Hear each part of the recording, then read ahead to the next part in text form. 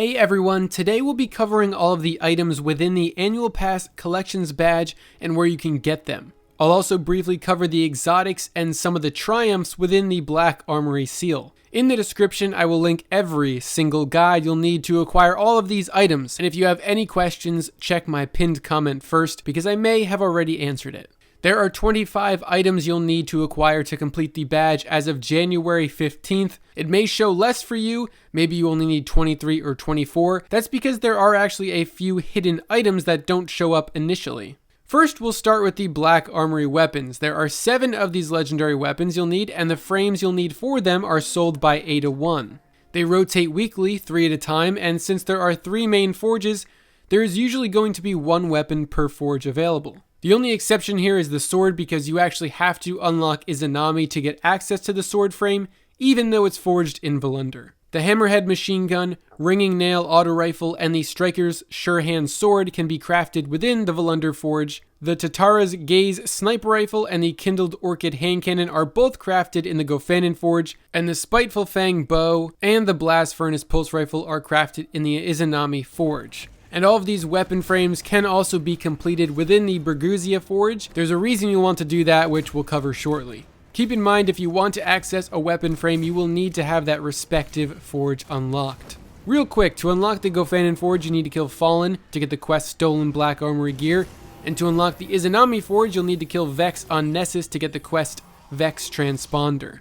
And the Berguzia forge is available at all times with no attached quest. Pretty straightforward for all of these, so let's move on to armor. As with all collections badges, you only need to have a full set of armor on one class. And there are a few different ways of getting these armor pieces. First is just by completing the weekly challenge from 8-1 that requires you to complete 2 Black Armory weapon frames. The challenge will always reward you with a piece of Black Armory gear, and it will always be powerful gear as well. This weekly challenge seems to have a pretty high chance of dropping an armor piece that you don't already have, as opposed to the next 2 methods. Secondly, you can buy the Forge Polymer consumable item from 8-1, which grants you a piece of armor upon completion of a Black Armory weapon frame. It doesn't actually have to be a powerful frame either, so you can basically farm out an entire armor set in 1 week or less if you get lucky. You can only hold 1 of these forge polymers at a time for some reason, but remember to actually use the item before you complete the forge. Using the polymer doesn't seem to have as high of a chance of getting a new armor piece as Ada's challenge does, but you could easily just acquire a full set if you have enough materials. You'll need some Black Armory schematics and legendary shards to buy a polymer.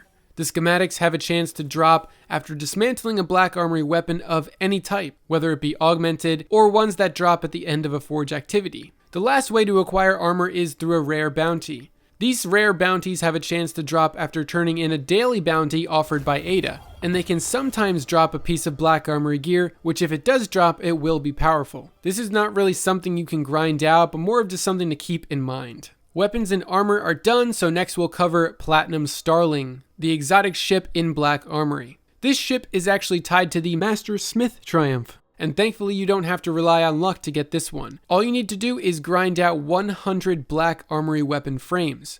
Currently, augmented weapons do not count, and Bungie confirmed that this is actually a bug, so stick to the main Black Armory weapon frames for now until that fix rolls around. Once you've completed the Triumph, claim it and the ship will drop right into your inventory. Ignore the text below the item in the collections as it says it's found through Gofanin Forge ignitions. That's actually incorrect. Next up, we'll go over shaders. There are 5 legendary shaders and 1 rare shader.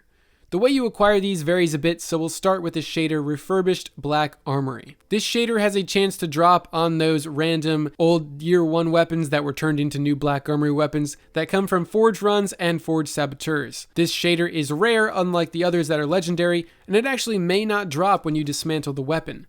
So really the only advice I can give is just keep running these forges over and over and keep dismantling the weapons that you get, and eventually it will drop from dismantling one of them. For the shader New Age Black Armory, this is pretty common and can be found on pretty much all Black Armory weapons and armor regardless of where they come from, and dismantling one of those items will guarantee a shader drop for you 100% of the time, which is how all legendary shaders work. Now the next 3 shaders are also legendary and a bit more elusive. We've got Rasmussen Clan, House of Myron, and Jotuun Tribe. The Rasmussen Clan shader has a chance to roll on any of the Volunder specific frames, either Ringing Nail, Hammerhead, or Striker's Surehand, that you physically forge in the Volunder Forge. It can also roll on any armor piece that drops in Volunder as well. This shader will drop nowhere else to my knowledge, so if you want this one, stick to grinding Volunder. The House of Myron shader has a chance to roll on any Gofanin specific frames, either Tatara's Gaze or Kindled Orchid, that you forged in the Gofanin Forge. Just like the previous one, it can also roll on any armor that drops in Gofanin. And Satu's Tribe has a chance to roll on any Izanami specific frames, Spiteful Fang or Blast Furnace, that you forged in the Izanami Forge, as well as any armor that drops there too. I got Rasmussen clans from a Ringing Nail, House of Myron from a Kindled Orchid, and Satu's Tribe on my Hunter helmet if anyone was curious. And the very last shader is Bergusian Knight, a legendary shader that only appears on curated forge weapons. Yes, these actually do exist. The only way to get these curated rolls at the moment is to forge any powerful weapon frame from within the Bergusia Forge. That weapon then has a chance to drop its curated version, which the Bergusian Knight shader rolls on. It can also roll on any of the curated Scourge of the Past raid weapons, the shotgun, the fusion rifle, the scout rifle, and the rocket launcher. So if you're after this shader, make sure to complete all of your powerful frames within the Bergusia Forge, or do the Scourge of the Past raid. I've been farming a lot of non-powerful frames over the past week and haven't seen any curated rolls drop, and still no comment from the community managers on this one, so for now, it's only confirmed to drop on those powerful weapon frames. Next up, we've got Emblems. There are 6 of them that were required to complete the Black Armory Badge, 4 of which come directly from daily bounties. Ada 1 sometimes offers bounties that have a title like Volunder Forge Ignitions or Bergusia Forge Ignitions. It'll say one of the 4 different forges, whichever forge it specifies, that is the emblem that bounty can drop.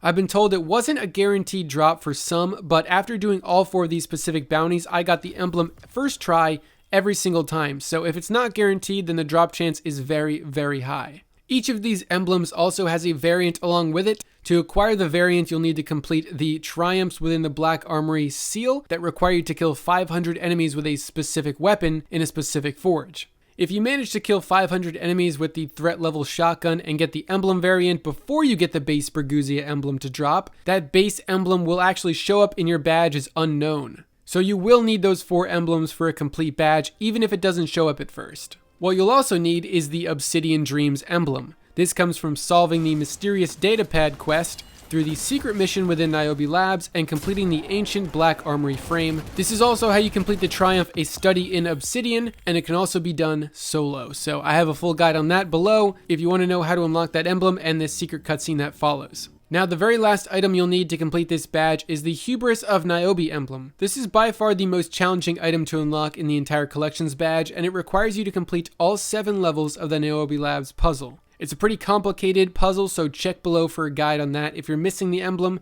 Also, you will need a team of 3 for this. Now, the Black Armory exotic weapons are not required for the badge, but if you're wondering how to get them, Monarque has a chance to drop from powerful weapon frames completed in either Volunder, Gofanin, or Izanami. Jotuun has a chance to drop from powerful frames completed in the Bergusia Forge, and Izanagi's burden is unlocked through the mysterious box Questline. Now, the following items, everything I haven't mentioned already basically, are not required for the badge. Any Scourge of the Past raid weapon or armor piece, the Midnight Smith shader from the Scourge of the Past gear, the Scourge of the Past exotic raid sparrow, the Niobe Labs puzzle exotic ghost, the Volunder sparrow, the Gofanin ghost shell, and the Izanami ghost shell, and the 3 family emblems obtained from the Volunder puzzle. None of those are required, none of the exotics are required, so it's a pretty easy 100%, and really that's kind of all you need to know about the Black Armory badge and the seal. The triumphs in the seal are pretty self-explanatory, so do all of them, and you'll earn the Blacksmith title. Alright, now for some thoughts on the badge and seal. If you were just here for the guide info, feel free to leave now, as I'll just be giving my opinion on how I think they were executed in-game. So I think the Black Armory badge and seal were actually done really well. One of the biggest reasons is because mostly everything within them has a pretty clear path for the player to grind to acquire every item and complete every triumph. The seal is mostly weighted towards grinding rather than randomness, which means the player is going to feel a lot more motivated to actually pursue the Blacksmith title over something like Cursebreaker. I've been pretty vocal about seals on and off the channel, and it's been pretty telling when I'm able to complete the Black Armory badge before the Dreaming City one.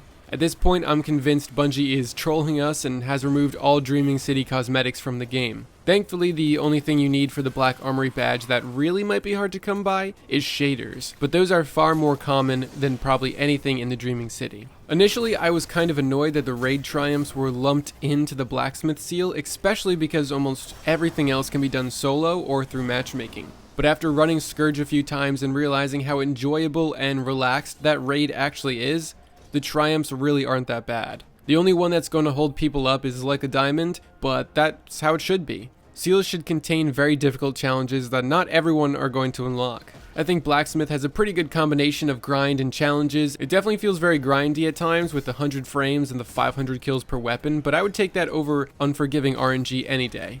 I'd still very much like to see Bungie use this more often, just tie all cosmetics needed for a badge to difficult triumphs.